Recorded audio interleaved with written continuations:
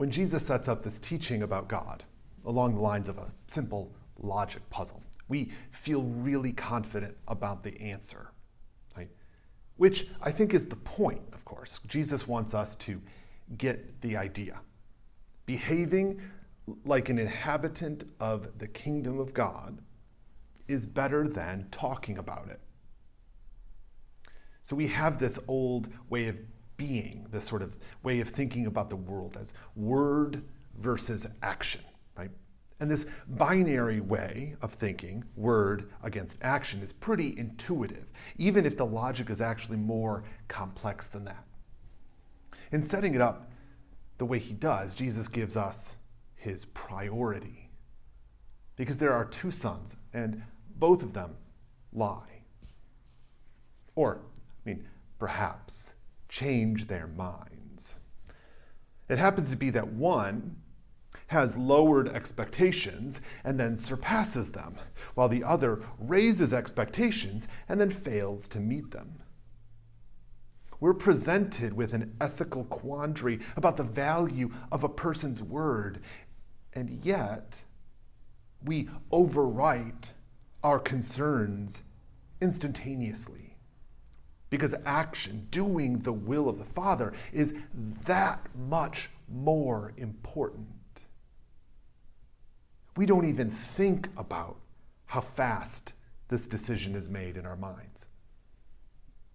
So this teaching isn't really about word versus action. It's about the supremacy of a relationship with God that may begin in one spot, but ends in trust. Of course, we know this teaching has a context, right? This isn't some random statement of truth, this aphorism that exists in isolation.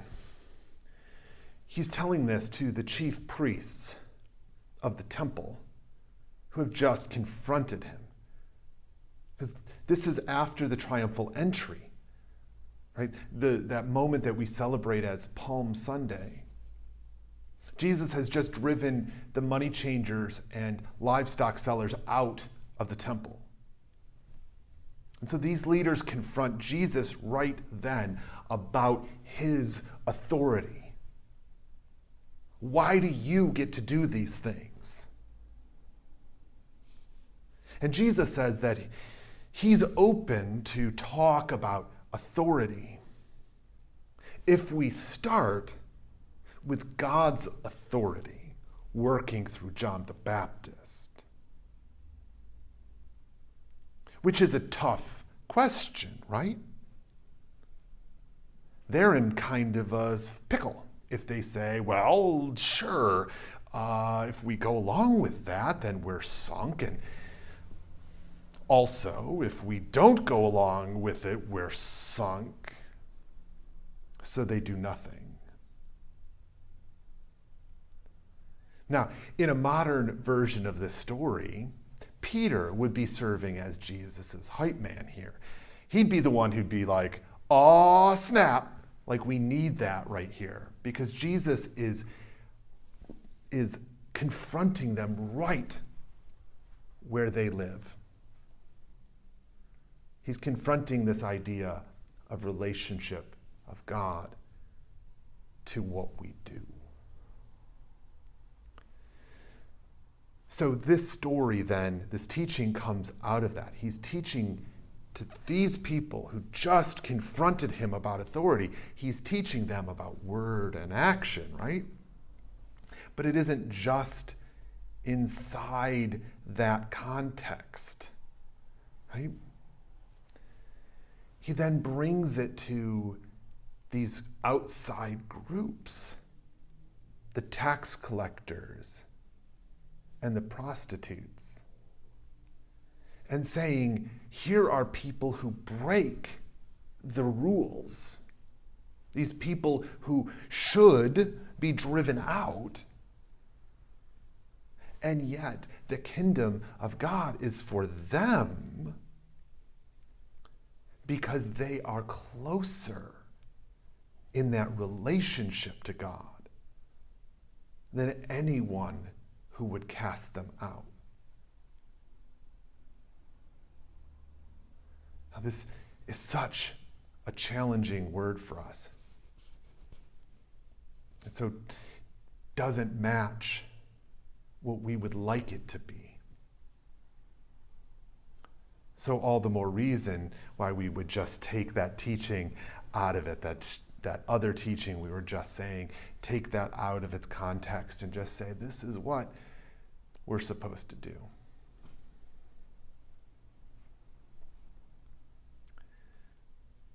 You know, the other teaching for today bears so much on how we might approach the very same topic of relationship with God in the midst of confusion and dissension. Because you remember last week, we had the manna from heaven. And the context of this is they have been liberated from Egypt. These people who have longed for freedom have been liberated from servitude and brought out into the wilderness to trust in God. And rather than see the liberating glory, they're fixated on what they no longer have. They feel stuck. So they ask Moses, they don't really ask him, let's be honest, they don't ask him. They demand it. We're thirsty. We need something to drink. Now, if this were the first time, you would understand, right? Any of us would understand. Here they're out in the middle of nowhere. It seems like Moses has led them to their doom. That's understandable, right? They were promised a promised land, and they don't have it. This isn't it. We can all understand that frustration if this were the first time. The first time they demand, was chapter 15 of Exodus. They demanded water, and God gave them water. They demanded food. God gave them food. And here they are thirsty again. And what have they done? They've gone backwards. They went back to what they thought before God gave them those things, before God showed God's presence among them. They went back to their old ways. They kept saying, you're going to kill us, so maybe we ought to kill you. After God has been with them. So this third time, they're going to get violent. And Moses goes to God and says, they're going to kill me. And what does God say to Moses? Here, take the staff, go to the Nile. I will be standing there in front of you on the rock of Horeb. Right? Strike the rock, right?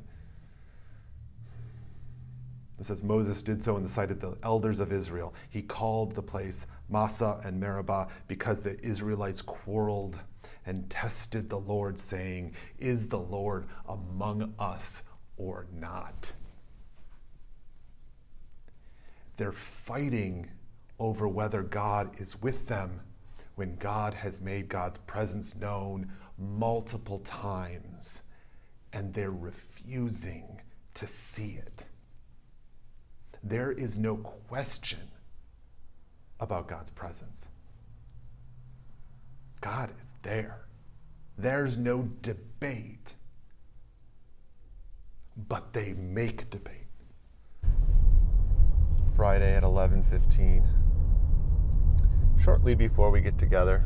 Oh, there is one parking spot. Here we go.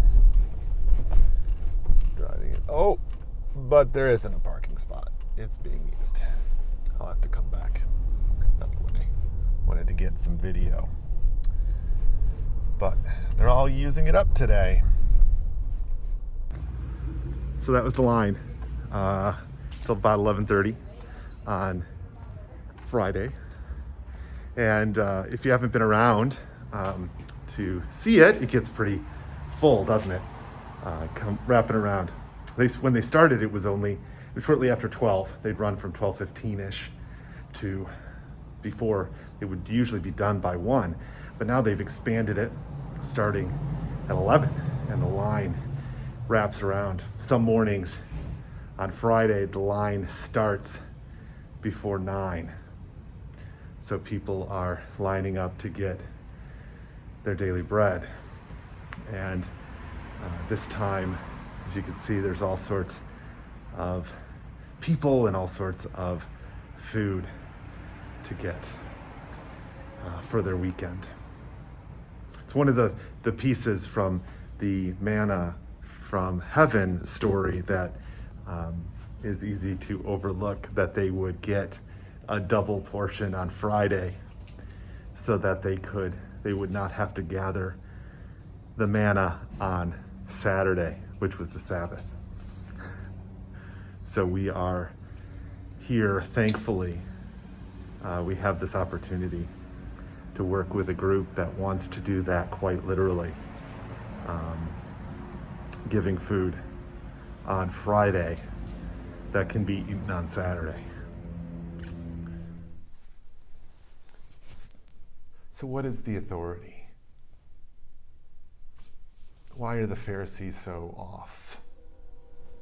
Why are we so lost?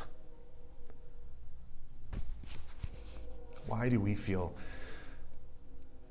the absence of God in the midst of a pandemic, in the midst of separation?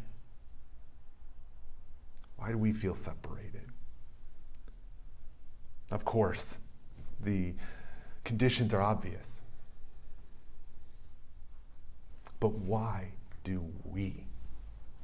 I can see why other people are, who haven't known the miracle of God, who haven't seen the kingdom at work, who haven't experienced anything like it before. But those of us who have experienced it, how can we say God isn't with us? How can we not be convinced all the more that God is here? God is with us. God is making God's self known now. That, my friends, is our work now. To see in this world, in this moment, what is for us to see.